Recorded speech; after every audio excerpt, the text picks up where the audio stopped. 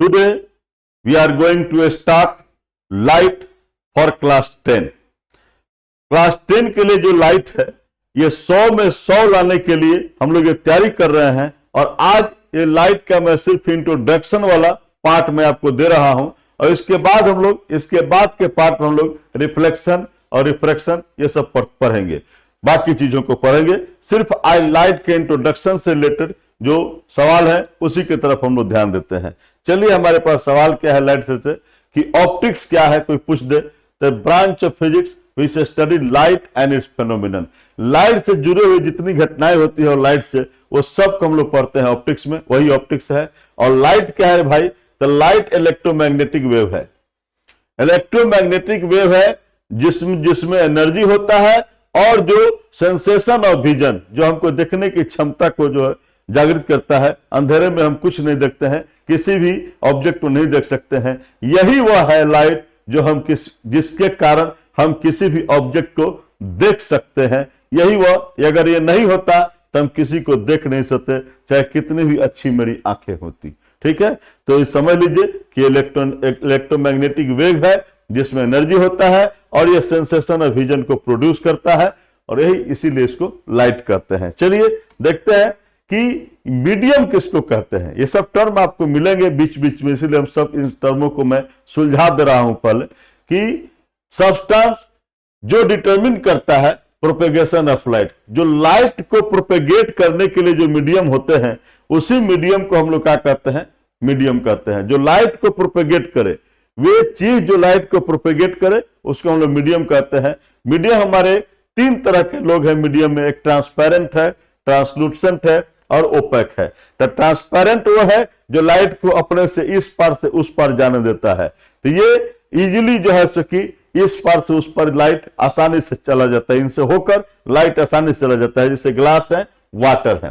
Translucent वो है जिनसे पार्शियली लाइट इस पार से उस पार होता है, पूरा नहीं, कंप्लीट नहीं। ये कंप्लीट नहीं, पार्शियली थोड़ा छोटा, एक छोटा सा अंश इस पार से उस पार लाइट किया जाता है। जैसे वाइल्ड पेपर ले लीजिए तो उसमें ऐसी बात हो सकती है। लेकिन ओपेक ये तो अपने से लाइट को इस पर उस पर जाने ही नहीं देता है, साफ रोक देता है, कहता है कि नहीं जाना है, मुझसे होकर नहीं जाना है। तो जो लाइट को प्रोपेगेट नहीं करता है उसको ओपेक कहते हैं। जैसे वुड है, आयरन है, ये सब है। ये बात हम लोग समझ चुके हैं। देखिए रे ऑफ लाइट क्या है, तो जो पाथ फॉलो किया जाता है लाइट के द्वारा, लाइट एनर्जी के द्वारा किसी ट्रांसपेरेंट मीडियम में, उसी को हम लोग कहते हैं रे ऑफ लाइट। ठीक है ना, बात सीधा सीधी है कि जो पाथ होता है लाइट का उसी को हम लोग रे ऑफ लाइट कहते हैं। या हम कह सकते हैं कि the straight path along with the light travels in A homogeneous medium.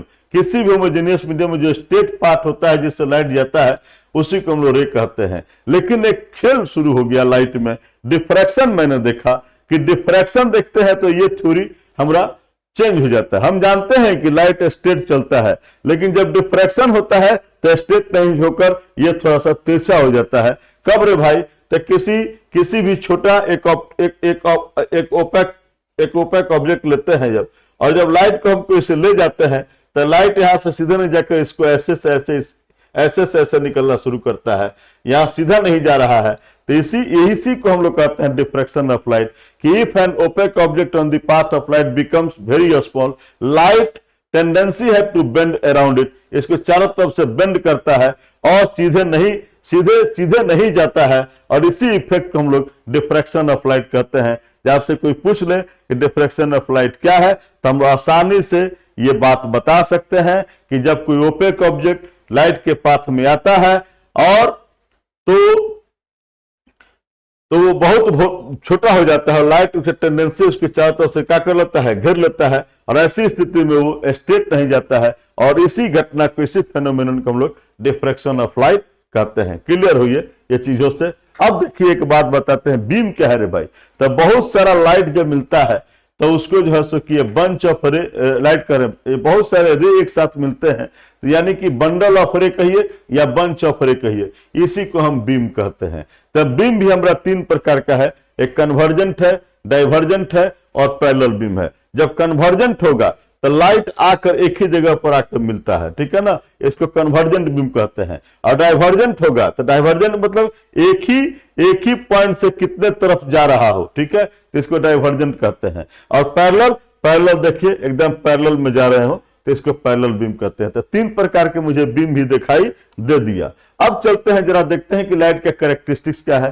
तभी हम देखे हैं कि लाइट जो है सो स्ट्रेट लाइन में चलता है। लाइट का स्पीड है 3 × 10⁸ मीटर पर सेकेंड। कहां पर? In vacuum. वैक्यूम में इसका ये लाइट का स्पीड है। और स्पीड ऑफ लाइट डिपेंड किस पर करता है?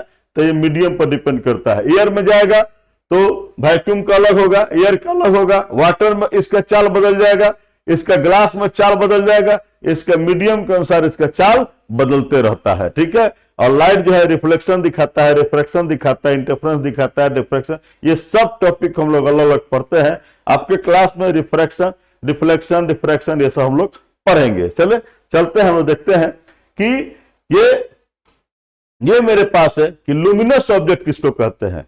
तो जो वैसे ऑब्जेक्ट जो अपने से लाइट निकालते हैं, जैसे हमारे पास बल्ब होता है, बर्निंग कैंडल होता है, इसको हम लोग लुमिनस ऑब्जेक्ट कहेंगे क्योंकि लाइट को निकालते हैं, ठीक है। और जो नहीं निकालते हैं उसको कहते हैं नॉन लुमिनस ऑब्जेक्ट, इसको कहते हैं। जैसे चेयर है, टेबल है, बुक है, इससे लाइट थोड़ा निकलता है, ये निकालते नहीं है, इसलिए इनको नॉन लुमिनस कहते हैं। चलिए ये भी बात समझ में आई। एक बढ़िया बात बताते हैं कि लाइट वेव क्या है? तो ट्रांसफर वेव है। एकदम आसानी से याद है, ट्रांसफर वेव है, ये ट्रांसवर्सली चलते हैं, लॉन्गिट्यूडिनली नहीं चलते हैं, ट्रांसफर वेव है। और वेवलेंथ, जो विजिबल लाइट का वेवलेंथ है वो कहाँ है?